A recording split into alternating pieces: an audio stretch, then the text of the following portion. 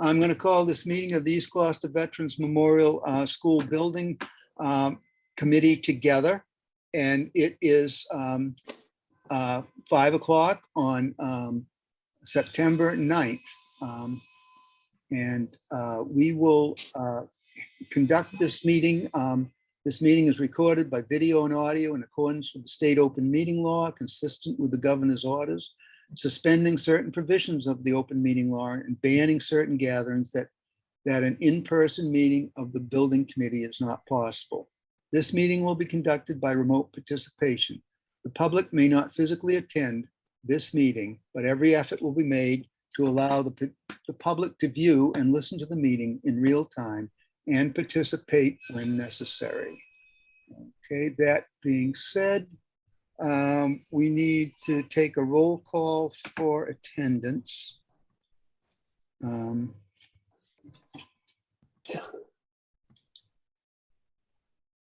Somebody want to? Yeah. You know what? I thought Chris was going to be here. I have to pull up the Okay. the form. All right.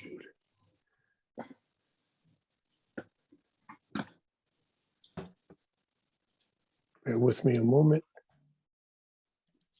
Okay. I should know all these names by heart. You should. I know. I'm old. I don't remember what thing I used to. You're not that old. Yeah.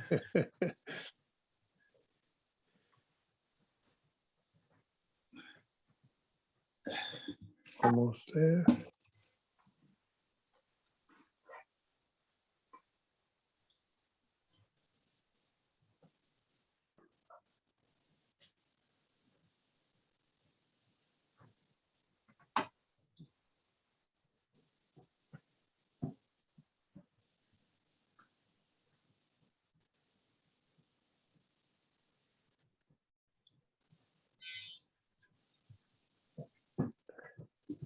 Bueller. Okay. Oh God. Look on the minutes. No, Oh, I'm just you want kidding. me to do it? No, I no, think I no. can remember almost everybody's name. I got it. It's Okay. coming up now. Sorry. My computer's slow as well. Hmm. All right. Combination, Mark. Jonathan Pope. Here. Thank you. Ben Lummis. Here. Thank you. Rich Sapphire. Here. Thank you. Greg Catamatori. No. Okay. Kathleen Clancy. Here. Thank you. Donna Compton. Here. Thank you. John Dunn. Okay. Gary Frisch. Here. Thank you. Matt Fusco. Okay. Grant Harris. Here. Thank you. Joe Lucido. Okay. Jameson Manning. Okay. Amy Pasquarello. Here. Thank you. Adam Roselle. Here. Thank you. And Katie Eunice. Here. Thank you. So we have a quorum present, and we'll proceed with our first order of business, which is the approval of minutes of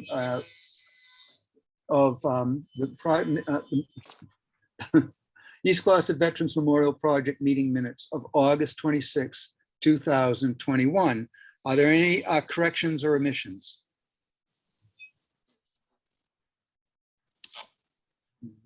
Okay. Seeing none, I will move that we approve the meeting minutes of August 26th. Second. Okay. Okay, now we need to have a roll call vote, Mark. Okay. Do it all Jonathan, again. I'll do a little quicker this time. Jonathan Pope. Yes. Thank you. Ben Lummis. Yes. Thank you. Rich Sapphire. Yes. Thank you. Kathy Clancy. Yes. Thank you. Donna Compton. Yes. Thank you. Gary Frisch. Yes. Thank you. Grant Harris. Yes. Thank you. Amy Pasquarello. Yes. Thank you. Adam Roselle. Yes. Thank you. And Katie Eunice. Abstain. Okay, understood. Okay, Okay, unanimous. carries, well, 8 in favor, 1 abstain. We'll move, do we have 2 invoices, is that correct? Or is it Three invoices today. 3 invoices? Do you want to handle that, Brian, or do you want me to do it? Sure. Yep. The first one is Cbrs Invoice. This is the invoice for last month, August. It includes basic project management services as well as the services that were performed for the cost estimate and design review. Standard services under contract. The amount for this invoice is $52,190.14. And the invoice number is PJIN 0025970. Okay, I'll make a motion that we approve the CBRE Harriet invoice ending in 970 for the amount of $52,190.14.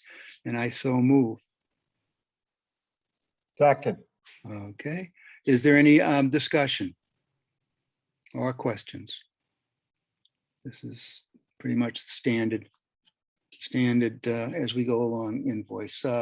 Seeing and hearing none, I will ask for a roll call vote. Okay, Jonathan Pope. Yes. Thank you. Ben Lemus. Yes. Thank you. Bridge Sapphire. Yes. Thank you. Kathy Clancy. Yes. Thank you. Donna Compton. Yes. Thank you. Gary Frisch. Yes. Thank you. Grant Harris. Yes. Thank you. Amy Pasquarella. Yes. Thank you. Adam Roselle. Yes. Thank you. And Katie Eunice. Yes. Okay, thank you. Okay, it passes unanimously. And which one are you going to take next, Brian? Next one is for WT Rich for pre-construction services. This is also for the services performed during the month of August. As part of their pre-construction services, these are the advisory services that they're performing as a CM. This invoice is for $11,000. They have $22,000 left as part of that contract. Those will be for the next 2 months. And the invoice number is 202001-09 in the amount of $11,000. Okay, I'll make a motion that we approve the WT Rich invoice. Where is the number here? Ending. The invoice number is 202001-09. Yeah, and for the amount of $11,000, and I so move. Second. Okay, are there any, is there any discussion? Okay, seeing and hearing none, can we have a roll call vote? Yes, sir. Jonathan Pope. Yes. Thank you. Ben Lemus. Yes. Thank you. Bridge Sapphire. Yes. Thank you. Kathy Clancy. Yes. Thank you. Donna Compton. Yes. Thank you. Gary Frisch. Yes. Thank you. Grant Harris. Yes. Thank you. Amy Pasquarella. Yes. Thank you. Adam Roselle Yes. and Katie Eunice. Yes. Thank you. Okay, it passes unanimously, and the next invoice, I assume, is for Doran Whittier. Well, actually, the next, we don't have one for Doran Whittier for this month. Oh, The next invoice is also for WT Rich. This one's a lot bigger than the last one, but this reflects the construction activity that has been happening. Let me go ahead and show this here. So this is the first application for payment that gets processed. These are standard requisitions that are processed as part of the construction contract. So this one here was it shows the original part of the GMP is over 6 million. The amount that's been done so far is about $1 million. The amount of this requisition, once you withhold the retainage, is $954,549. And this was reviewed by the architect and the OPM. And it's Hey, Brian, certified by I'm sorry, Brian, can you just zoom in some, please? Yep. Great. Is that better? Little more. Thank you. Like that? Okay, yeah. Everyone else can thank me too for asking for what you were hoping to happen. Okay, well, some of us have it on the other computer. Well done, Jonathan, but well done. So this is the first construction invoice. The amounts of the invoices will be increasing from here on out as more work is being completed. But this is the first one. Like I said, it has been reviewed and approved by the architect and the OPM in the amount of $954,549. Okay. And I'm gonna have to zoom out, I guess, to see the number here. Okay, I've got it if you want. Okay, It's one. So number I- one. That's an easy one. I make a motion that we approve the payment to WT Rich on requisition number 1, and for the amount of $954,549, and I so move. Second. Okay. Is there any discussion or questions? I can't see everybody, so just speak up if you have want to say something. Okay, seeing none, can we have a roll call vote? Yes, we can. Jonathan Pope. Yes. Thank you. Ben Lummis. Yes. Thank you. Rich Sapphire. Yes. Thank you. Kathy Clancy. Yes. Thank you. Donna Compton. Yes. Thank you. Gary Frisch. Yes. Thank you. Grant Harris. Yes. Amy Pascarella. Yes. Thank you. Adam Roselle. Yes. Thank you. Katie Eunice. Yes. Thank you all. All right, thank you very much. It passes unanimously, and we're glad to see that things are starting to happen. So we'll move on to our monthly update. Is that you, Brian, or Yep, that's me. that's you? So yeah, we've all been very busy. The good news is that the schedule, we continue to track on schedule with substantial completion slotted for June of 2023. I did include an updated schedule in the package, so you can each look at that, but I'll just kind of zoom through here quickly for you. So I've highlighted the green items are the items that we've currently been working on.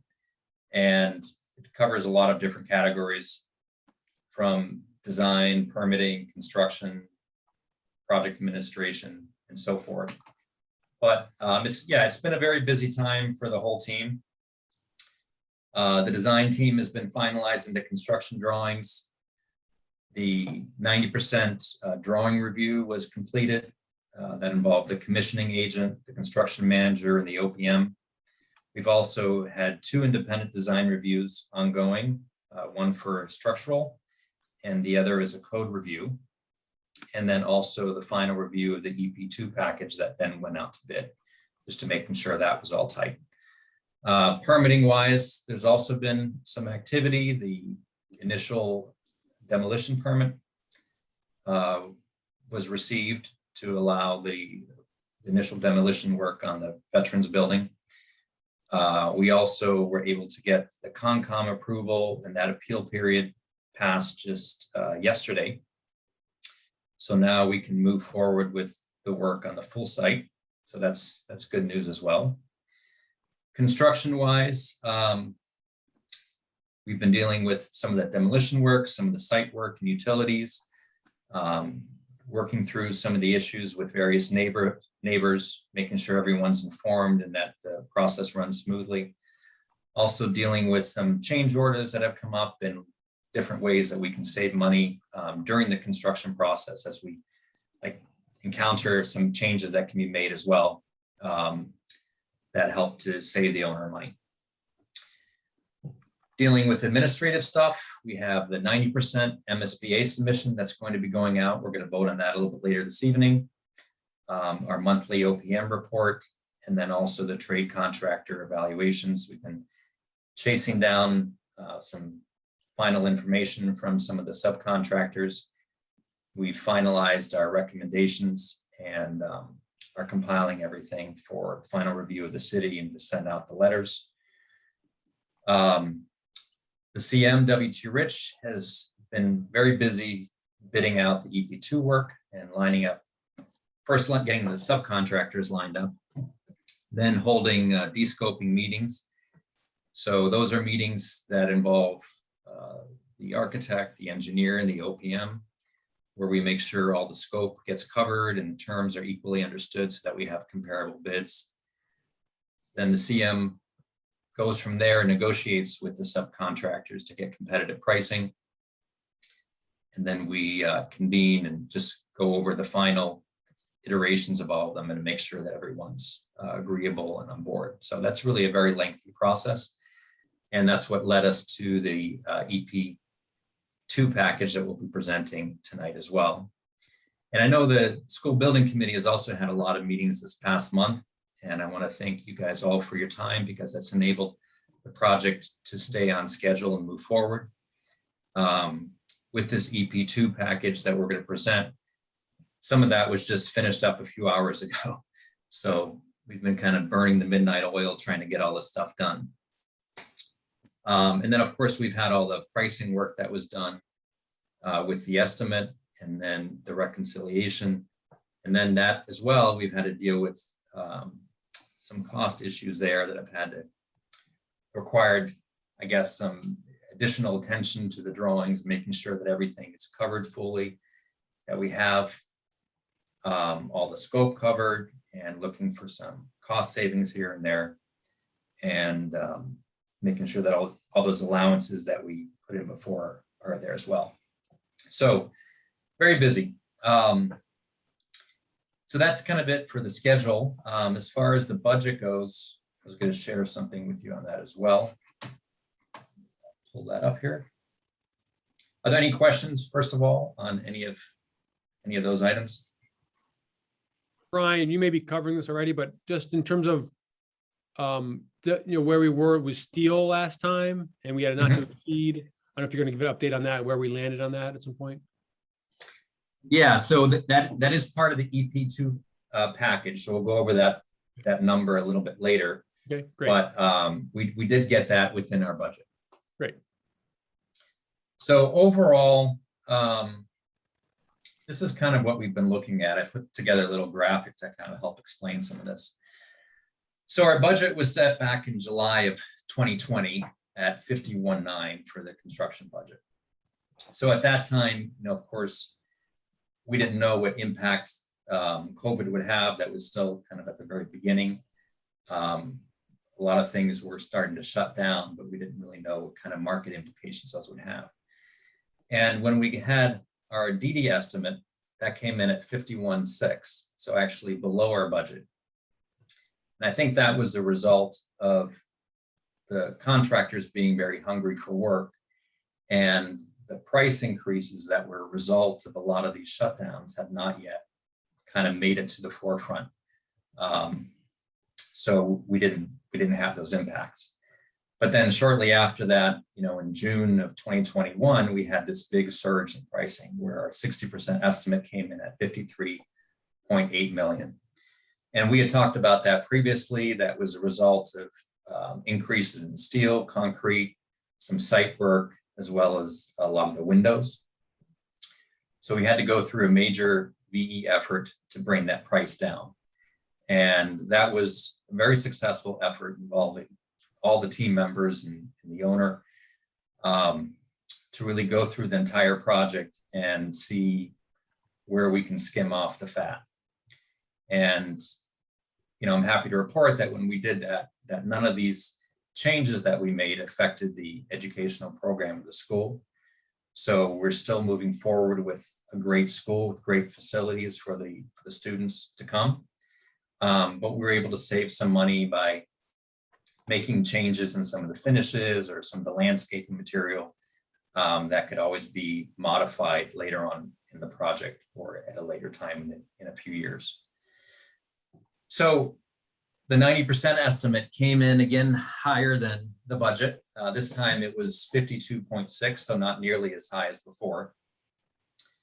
And the reason for that was a couple different things. There were some further price increases with metals that are still part of the shortage of materials that are available right now.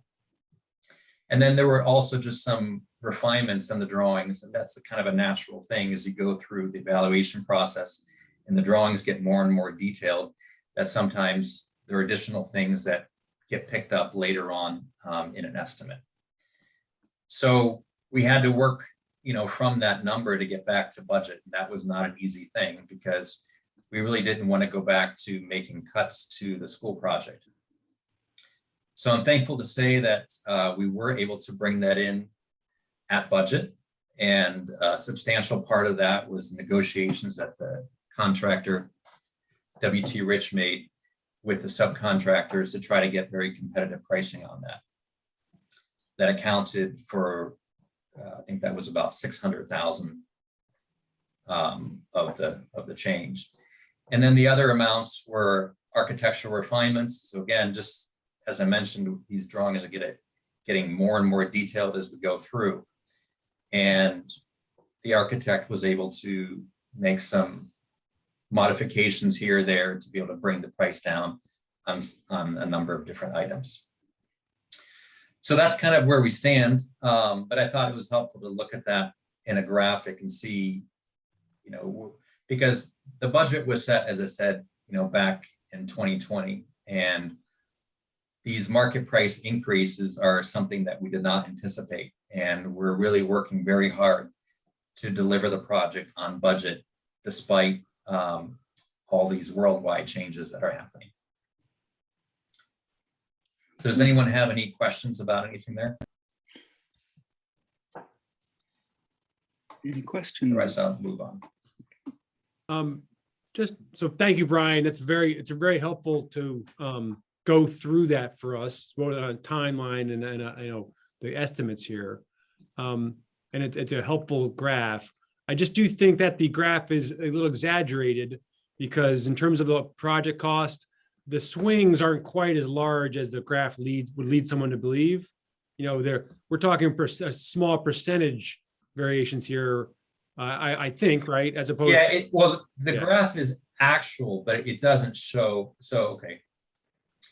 Yeah, that's I think that's an important thing to identify here, because all we're looking at, I'm going to bring it back up again.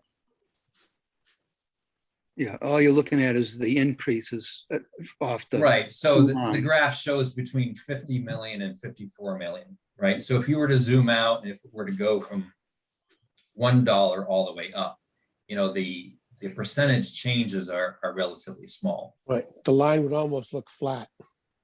right. And that wouldn't be nearly as exciting to look at. there's exciting and there's an accurate representation. But anyway, again, no fault to your own. You wanted us to show us this, and it's a great plus the graphic plus the narration is a very good and thorough explanation.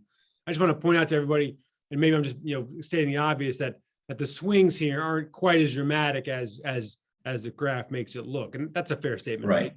Yeah, again, absolutely. The swings are sometimes no greater than what you would typically see in a bid range, just several percent.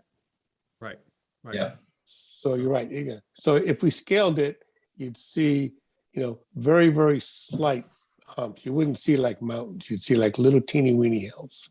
Right. And so, and I think, listen, that just really goes to, I think it's an example of, the team is managing it very well, managing in very difficult circumstances, very, very difficult. These are circumstances I don't know if any of you guys ever seen these sorts of swings, maybe, at other, real severe crises of 2008, that sort of thing, and earlier, but, and so it feels to me like the headline here is that the team is managing in very difficult circumstances managing quite well. Is that, would other building committees agree with that, or am I simplifying too much? I think that's absolutely true. That's not to belittle the work that's been done to, shave a 2 or 3 million here or there and keep us on budget. On budget is key. I love it. Yeah. Yeah, exactly. Yeah, thank you, Adam. Yeah. I would also add the fact that we haven't touched the educational profile and the needs of the school. That's something to be proud of too. Yeah. It's really good work. Very good work. Yeah. Great. Well, thank you. Yeah, and thanks for clarifying that, Ben, because that is important to point out that on a percentage basis, those numbers were much smaller. So, okay. The next thing on the agenda is the MSBA submission. So I'm going to move on to that if that's all right. Okay, good. So basically, there's not really that much to report here. What you see here is a table of contents. This is basically the same type of table of Wait, contents. Ryan, we're actually looking at an email of yours. Okay. Let's try to get this right. Thank you. There How we go. about that? Yep. Okay. So, yeah, this is basically the same type of table of contents that we had in the 60% set. So once again, these MSBA submissions are basically updating the MSBA on all the work that's being done on the project and letting them know where things stand. And the information is put together from both the OPM and the designer. And we each have different parts that we do. With the OPM, as you can see here in the table of contents, we're reporting on the project schedule and the project budget. Those are the primary things, as well as the evaluation of the design documents to date. And then the designer has a lot more components as they relate to actually the design of the building. And Michelle can talk about those as well and let you know about any updates on those things. Yeah, so basically the 90% is very similar in the deliverables as the 60%. And what they're just asking throughout that process is what has changed between 60 and 90. And under our general requirements, our basis of design narratives are pretty much the same, almost exactly the same as they were in the 60%. We haven't actually changed those throughout that. Going on to our building code analysis, that is exactly the same as it was in the 60%. Our proprietary items, that list has remained the same. You may see that change as time goes on. We may come back to you and say we're taking this off or adding that one on. But as of today, that list is the same as the 60%. And of course, your color theory has remained the same. And some of the structural calculations, those have been updated throughout. They, as the design gets refined between the 16 and 90%, those calculations are refined. And then we also do an updated heat loss calculation and updated lead scorecard. And those pieces are updated throughout, but for the bulk of that, those narratives remain the same. Our space summary, again, as Amy reported, our educational program hasn't changed, our space analysis hasn't changed, and therefore we don't have any reason to go back to DESI for any of those changes between 60% and 90%. We will update the MSBA on our project approvals, which will include all the permitting that we've done for the early release packages, the Conservation Commission, and all the other permits that we've and approvals that we've received to date. And then, of course, we have our cost estimates that we've updated since the 60% on the designer side. And then what we provide the MSBA is the early release packages that we've already gone out to bid for, as well as our updated 90% documents. Yeah, thank you, Michelle. Yeah, so it's basically everything that you've been informed on, through all these past meetings. In this format here, the same as the format from before that we're going to be submitting. Okay. So we do need your authorization to. You need a vote on this, right?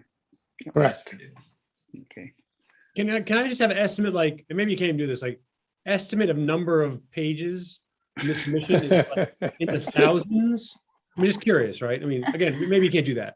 It's thousands because there's drawings, specifications. I mean, the specification volumes each are probably 8.5 Yeah, right. by 11 by 4 or 5 inches thick each. It's I voluminous. don't have an example here. Yeah, Great. the specifications are about this thick, 8.5 by 11. And there's 3 of them. 3 volumes of those, and then 2 drawing packages that total over 200 some odd sheets in the drawing packages, and then the binder, which is about a 3-inch binder. A lot of paper. Thank you. If we were printing all of it, it would be a lot of paper. Fortunately, they're accepting the electronic submissions these days. That's good. Thank you, Michelle. Excellent. Excuse me, but the MSBA will be going over those details quite closely, correct? Oh, yes, Absolutely. yes. What About they'll 20 do is Yeah. they do an initial, fairly quick cursory review. And then last time, and hopefully this time, they'll inform us within a few days of receipt that everything that they expected in there is in there. Mhm. And then they'll do a fairly comprehensive review. And in fact, on most occasions, not sure about this one, but they often use outside consultants, STV and some others, to do the review as well. So yes, it's a thorough review. And in the last 2 sets of response comments from MSBA, I would say they were relatively minor comments and indicative of a pretty good submission in each case. We're hoping Right. the same. Great. And it's the review is a $26 million review as far as that's concerned, right? That's correct. Great. Thank you. And Rich, beyond the MSBA review, we also have an independent structural review, and there'll be an independent code review as well. Great. So we get lots of peer reviews coming across our documents. Solid walls. Appreciate it. Okay. Any other questions?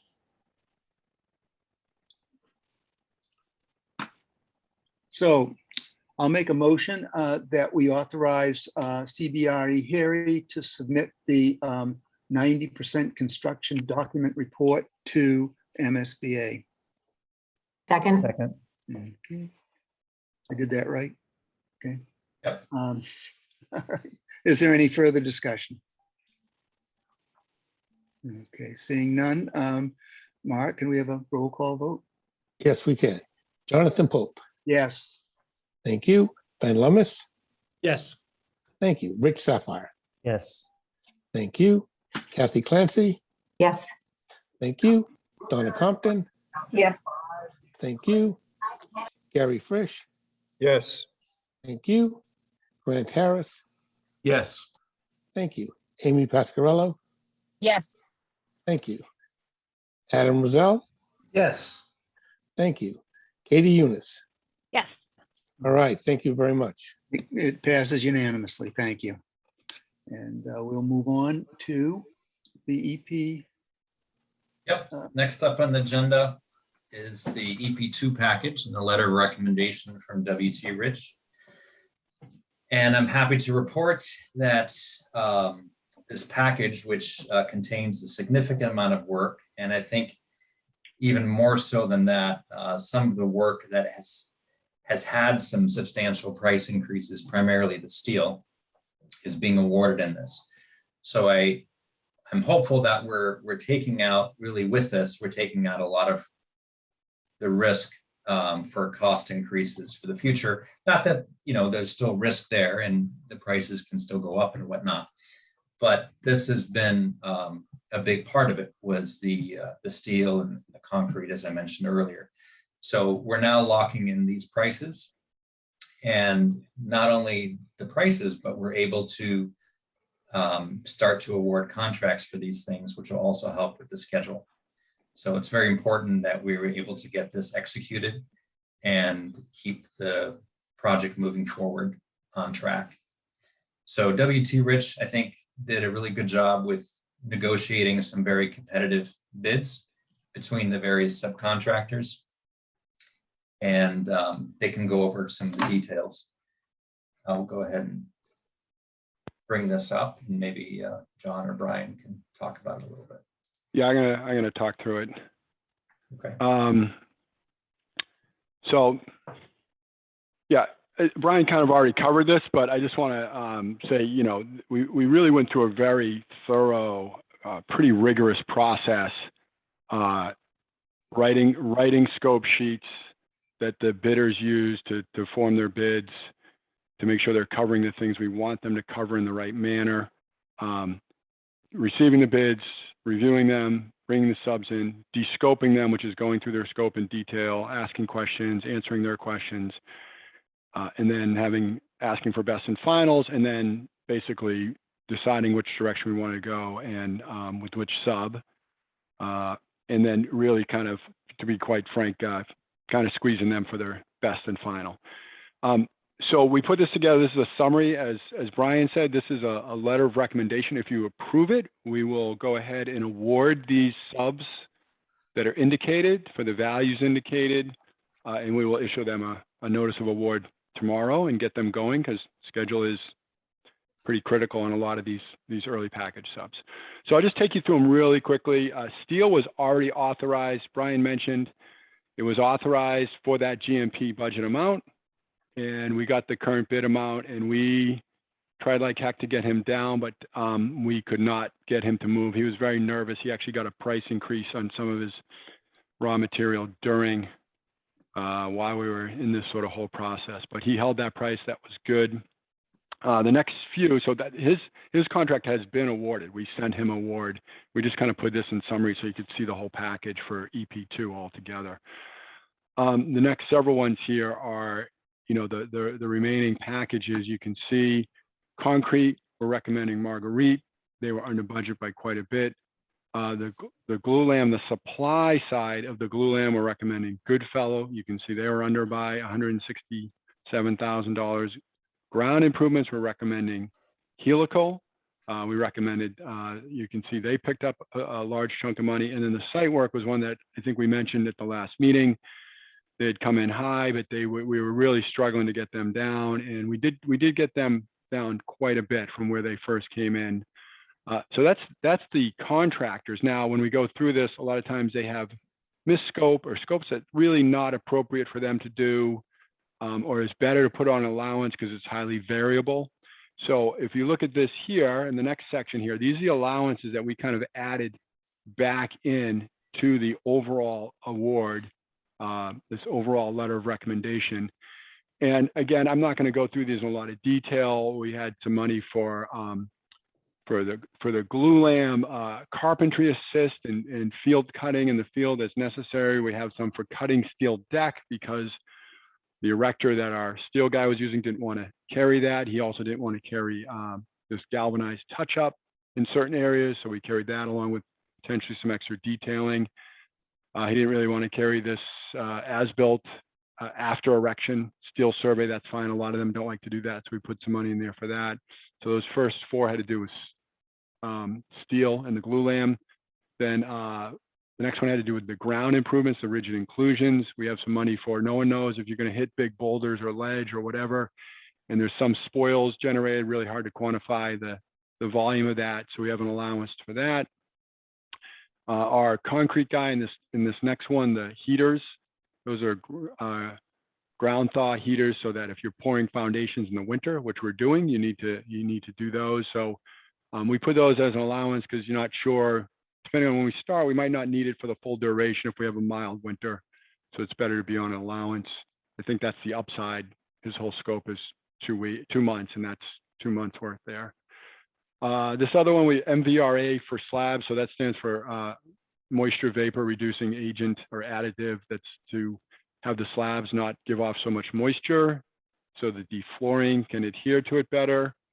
This one was actually added after 90%. Dorn Weir's had some recent experience where they've had some alkalinity issues on some of their concrete, and they just felt a lot more comfortable going this route. So we have it in there. We're kind of, the final decision hasn't been made, but we'd rather have the money in the scope now. And we were able to cover that. That was the only one out of these which was really sort of kind of added scope. There was maybe some scope clarification about whether the glue lamb needed to be stained, so we added that in. There was three change orders, one small add, one small credit, but then a pretty sizable one in the EP1, some pipe size increases. So we caught that and we were able to pull that into that. So even with the MVRA add and that change order with 100,000, we're still able to be, as you can see there, $460 under budget. Not a lot of money. And But under, right, the right I'd be direction. lying if I said I didn't have to trim a couple of allowances, a couple $1,000s to get from a few thousand over to a little number under, which is just kind of still feel very comfortable about our allowances there. So that's really the summary of it. With this whole package, there's a lot of detail which Dorn Whittier and CBR have been through, but it's all the backup of who bid. There's one there, with the I will mention with helical was an interesting thing, but there was a sub that had a slightly lower price, but he was using a technology which was not as strong or stable. And we looked at it, we felt like there was some inherent risk associated with that really wasn't warranted to take. You're talking about the structure that's going to hold up the building. And we decided to go with Helico as a very reliable and high performing contractor in this area. So that was pretty much it. If there's any questions about that, I would be most happy to answer them. Oh, I got to say one more thing, which I've got to give a kudos to Brian Parody.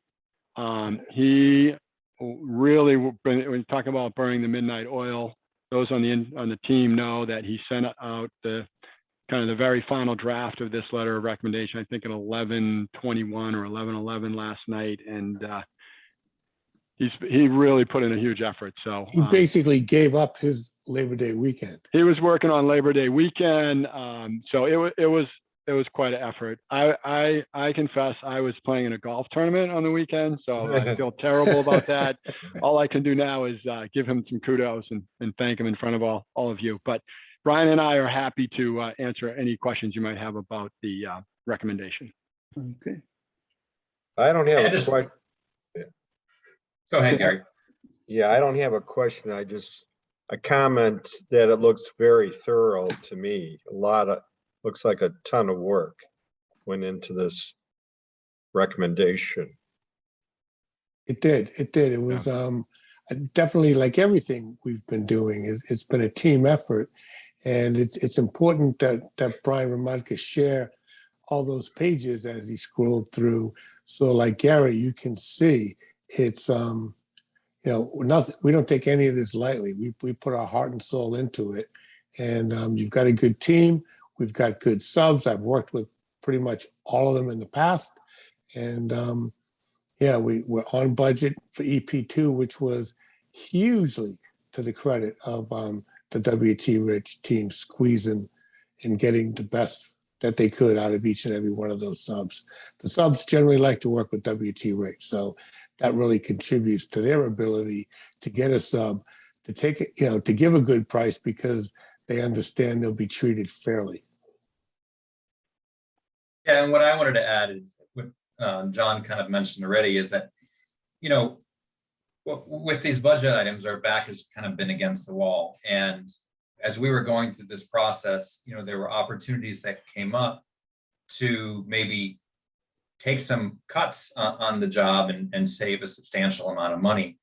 But we made the decision to do what was right for the project and have the right contractors out there doing the right kind of work and make sure that we are covering these various components, like the concrete additive that's put in there, or the heaters, making sure we're using the right methods to make sure that ultimately there's a good construction process, it doesn't go awry, and the final building is one that will last for a long time and not give you problems in the coming years. So it was maybe tempting sometimes when there was a lower number here or there, but we really wanted to make sure that a good project is delivered. So yep, that's Brian, all contained in here. Brian, there was one more thing I forgot to mention. that in that letter of recommendation, we're also requesting authorization of our general requirements to be, authorized, awarded and enabled and enacted, if you will. The general requirements we've had have been the same in the last two estimates, and they've been reviewed during those estimates, and there's some allowance numbers in there too. And as we start to do this work, but well before we do get to final GMP, we're going to need to draw off some of those general requirements. So we just want to point out that it was all the EP2, but those general requirements were in there as well. And again, that's expected, and that's typical. There's a cost of doing business for the CM. They have to have their trailers out there. They have insurance to pay. They've got staff to pay. So those elements come out of their general conditions and their general requirements. So I'm in full agreement that those amounts need to be included with the amendment that incorporates EP2. Okay. Is there any further questions?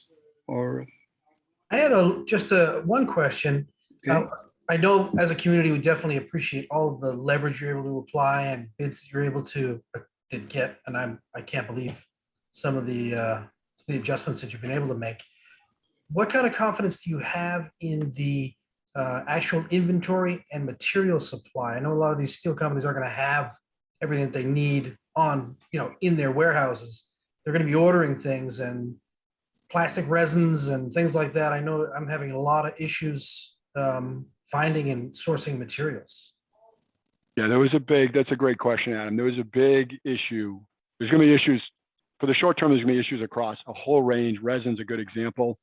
But for the steel in particular, steel deck and steel joists have had really long lead times. Part of our process, part of the reason we moved that steel package up 2 weeks is we were really right up against it. And the Sturo, who's the steel contractor we went with, basically said, of the steel deck and steel joist suppliers I have, one is committed to meeting the schedule that you guys need. And he was a little bit higher, but that's the price I carry, right? And then we were like, we had some other confusion around the steel award because for some other reasons I won't get into, but we were really anxious to lock him in so that we could, he could go and after we locked him in the next day, he finalized his PO with that supplier so he could get that material. So that's a big one we have our eye on, but I would expect to have to continue to manage that kind of situation. Yeah. Till it arrives on site to avoid any delay. There might be, it might be tough to get it exactly when we need it, but yeah, it's going to be, we're lucky to have somebody that had it relatively available. So we'll keep an eye on that. But yeah, it's a good point, Brad, because we feel a little bit more comfortable about the deck, and the joist is probably higher risk, and the joist is over at the gym, and we're prepared to erect the gym joist as the very last aspect of steel erection. And even if we need to advance the rest of the building while we're waiting for joist, we're prepared to do that. But we're hoping we don't have to disrupt the schedule that way. But there's going to be other items too, metal panels, resin-based products, PVC-based products. There's going to be things, and we're going to be watching. We need to be watching, with, I would just say, extra diligence throughout this whole process. And again, getting submittals in, as soon as possible, getting them turned around in a reasonable fashion so that the materials can be released. That's another element that WT Rich and the design team have talked about to make sure the resources are there so we can accelerate and expedite the elements that are the most schedule critical. Okay. Super. Yeah, time is money, right? Right. All right. Are there any further questions? I just wanted to comment that, all the time and effort to work with these people that have bid really clarifies expectations from, WT Rich's perspective, but also from the person submitting a bid to clarify, right? So I assume that's part of how you adjust the numbers. They may be assuming one thing, but now you're clarifying what it is you mean. So that process has to happen to make sure you end up with the end result that we're expecting. Yeah, I mean, one of the most complicated ones, honestly, was the soil and the assumptions the site guy makes for how much soil he removes, what's within what they call the line and grade, which is how much he has to dig down and put in the new building, but then carrying a certain amount of unsuitable soils beyond that. And we have some allowances for that as well, and trying to figure out the best, most reasonable assumptions for that. So yeah, some of those things that helped us a lot when we found out a couple of assumptions that one of the site bidders was making. So going through that in detail is really making sure you're not carrying something extra, because you'll never get that money back if they're carrying something extra and they find out they didn't have to do something they thought they did. Yeah. So it's important. Thank you. Any further questions or comments? So I'll make a motion, and I'll see if I can get this right, that we authorize W.T. Rich to enter into a contract for the EP2 package for the total amount of $11,654,371 for the early package 2, which includes structural steel, CIP, concrete, glue lam, ground improvements and site work, and associated allowances. And Jonathan, and also the general requirements amount that's in that first paragraph. And also we approve the general requirements at this time for the amount of $1,221,539 as per the budget to properly facilitate the work. And I so move. Second. Okay. Any discussion? Okay. Seeing none, Mark, could we have a roll call vote? Yes, we can. Jonathan Pope. Yes. Thank you. Ben Lemus. Yes. Thank you. Rich Sapphire. Yes. Thank you. Kathy Clancy. Yes. Thank you. Donna Compton. Yes. Thank you. Gary Frisch. Yes. Thank you. Grant Harris. Yes. Thank you. Amy Pasquarello. Yes. Thank you. Adam Roselle. Yes. And Katie Eunice. Yes. All right. Thank you very much. Okay, it passes unanimously. I think that concludes. Well, actually, one more thing. One more thing. We were going to conclude with just a little bit of an update to share with you what's happening on the job site. You know, we're having all these meetings, talking about all these things we're doing. So we figured we would take a little time to show you what's actually happening out there. Okay, great. So I have a few pictures here, and Brian Parody was going to give you a little summary about what's going on at the site, and then also what's coming up as well. So I think you can see these now. Brian, you want to talk about them? Sure, let me unmute myself. Sorry about that. Yeah, so I mean, we gave a little bit of an update a couple of weeks ago, but as of right now, we're basically 100% done the interior building abatement. So there, we're a little bit past here. This is probably at least a day old, but we're down to just pretty much the gym area and the kitchen and the basement mechanical room. And National Grid actually just came in the nick of time and cut the power, I believe it was yesterday, and cut the transformers loose today, and hopefully we'll pluck those out in the next day or so that we can finish up that last little section. So everything's proceeding okay, and we're pretty much on schedule there. As far as the site work, you know, the perimeter kind of temporary fence is set up, erosion controls are in place. They were in the street doing all the water tie-ins and the catch basin work this week, and they'll pretty much wrap that up into early next week. There was some coordination with DPW. They had some feedback on adding some isolation valves or some gate valves in a certain amount of places so that they could, in the case of emergency, have it exactly how they wanted it. It was kind of no big deal, but we were able to work with them and get the shutdown coordinated and get the line how they wanted it. So I actually have a. Brian, can I ask a quick question? Sure. Are we looking below grade, below the building? In that last picture where the supports were, is that below? Yeah, those are ground level? caissons, so that's basically holding up the slab for the first floor level. Yep. So that's a crawl space under there. So you can get into, there's kind of like two areas with caissons. There's you go through the basement mechanical room, and you can step up like 5 feet into a crawl space, and it's like a wide open crawl space under the building, and you can see caissons there. And then there was the kind of later addition, which I think was like the library area. And I think that's the caissons you could kind of see in that. There's less of a crawl space in there, and you can kind of, you can see the caissons there. They're kind of like 6 foot deep.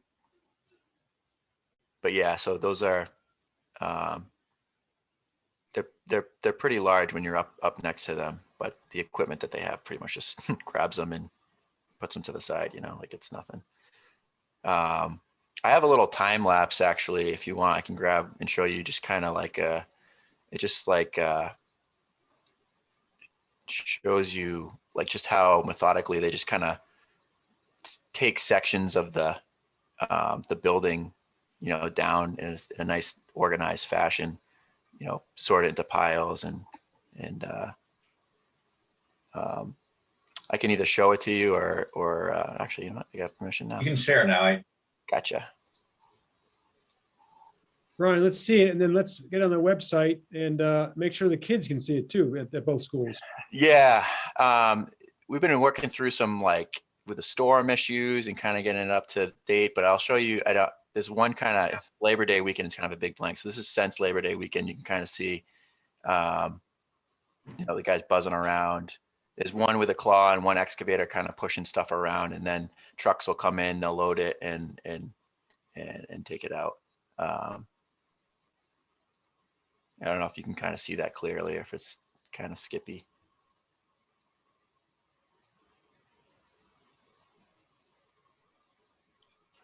I think this is today, rainy, as you can see. They're tearing up the asphalt, and there it goes.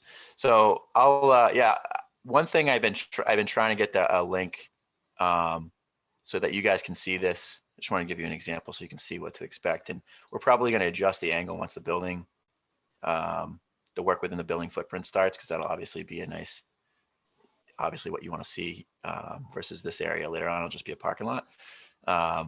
So I'll provide a link, and you guys can just go to that, and you can look at time lapse by the whole project, the last 7 days. You can do a custom one, or you could just see still shots of what it looks like in current time. So that's great. Great. Thank you. All right. Did you want to share anything else about the look ahead, or I think you kind of covered some of that stuff? Yeah, no, just upcoming work. The EP1, there'll be some overlap because of the way Concom. Getting the approval to proceed, the drainage work for the early package kind of got extended out into October, but what we're going to do is work west to east and overlap the early package 2 contractor, which is a different contractor, to start the work on the west side of the building footprint. And that's the critical path. So that'll start early October.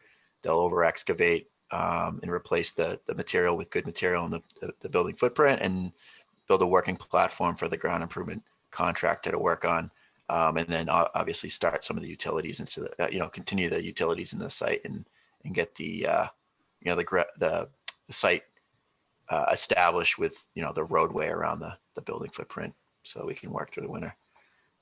And that's pretty much the gist of it. Okay. Thank you.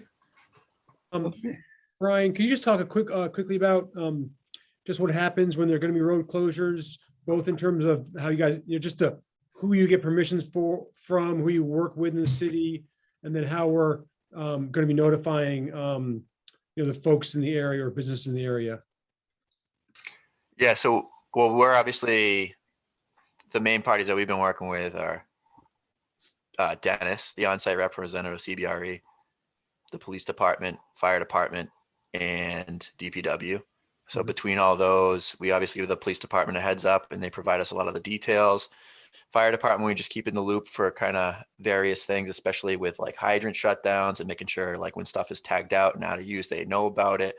And then the DPW a lot of times helps with, you know, like sawhorses and closures and stuff like that. And we've been, you know, kind of coordinating the details and whatever signage and detours or whatever with the police department. And I think the process that we've been finalizing and or been using and been trying to like, continue to keep it, you know, see how it's working is a combination between, when we know something's going to impact the area, we're dropping notices, paper notices in people's doors or mailboxes so that they understand, hey, there's going to be a shutdown in 24 hours, 48 hours, or whatever it is. That way they can kind of give it a, heads up of what's going to happen in a certain time. Other than that, most of the time we've been, when the police details show up, it's still, we usually keep one side of the road functional. So, it hasn't really impacted the neighborhood too much other than the shutdown. And then like there was a day where the police couldn't fill a detail and we had to, put up signage and kind of redirect people away from the area. But other than that, I think, and then the other thing is the distribution list that the neighbors have given us emails, and Dennis, I believe, has been sending and will be sending other notifications out through that. Yeah, and people can sign up on the website for that if they want to. It's thank you, Brian, and also Brian Hermod. I know Dennis has been great. Some folks contacted the mayor's office and my office just about one of the closures, a local business, and then Dennis was great in responding to them and working with the owner of that business. But then also the mayor's office now has, as we've shared with the public and the neighbors, Dennis's contact information. They have it now too, and he's been very responsive in a couple of the matters where folks in the neighborhood had some questions just about things that were going on. So he's been just a great help in terms of organizing that communication and making sure that we continue to get better at it. So appreciate that a lot. How many people are on that mailing list that signed up? A total of about 10. All right. Very small numbers on that. Great. Well, still, they'll still be able to spread the word. Yeah. And like Brian said, folks can sign up. It's, as you know, Kathy, right on the front page of our project website, which folks can get to from the district homepage as well. So, right. Yeah. Okay. Anything else? I would just like to say that we are in the process of planning the groundbreaking ceremony, and we've narrowed that down to either October 19th or October 21st. There's a lot of moving parts to put that together, and stay tuned for when we narrow it down anymore. Okay, because I had heard the 21st, so I did pass that information along to MSBA. I will, after this meeting, send an email to my contacts about it's possible it could be the 19th. Well, I think Ben was the one who said the 19th or the 21st would be better. The mayor said she couldn't be available after 12:30 on the 19th. And I think it's our intention to try to bring some third graders from the two different schools to witness the ceremony, because they'll be the fifth graders when the school opens. And so we wanted to do it in the morning, and the mayor said that she could be available anytime on the 21st. So the 21st is, as long as just use the 19th as the backup if you can't. Okay. I just wanted to make sure that, MSBA, because Jack McCarthy's schedule books up. Yeah. He goes to many of these across the whole state. So I want you guys to have the MSBA presence. Good. Anything else? Not seeing anything, I'll make a motion to adjourn. Second. Thank you, Jonathan. Okay, roll call vote. Mark? Okay. Jonathan Pope, Yes. thank you. Ben Lemus, Yes. thank you. Rick Sapire, Yes. thank you. Kathy Clancy, Yes, thank you. Donna Compton, Yes. thank you. Gary Frisch, Yes. thank you. Grant Harris, Yes. thank you. Amy Pascarello, Yes. thank you. Adam Roselle, Yes. and Katie Yunus. Yes. All right, Thank- thank you all very, very much. Thank you all, and we'll see you all soon, and this meeting is adjourned. Thank you. Enjoy Have a good your evening, evening. everyone. Night. Thanks. Good night. Bye.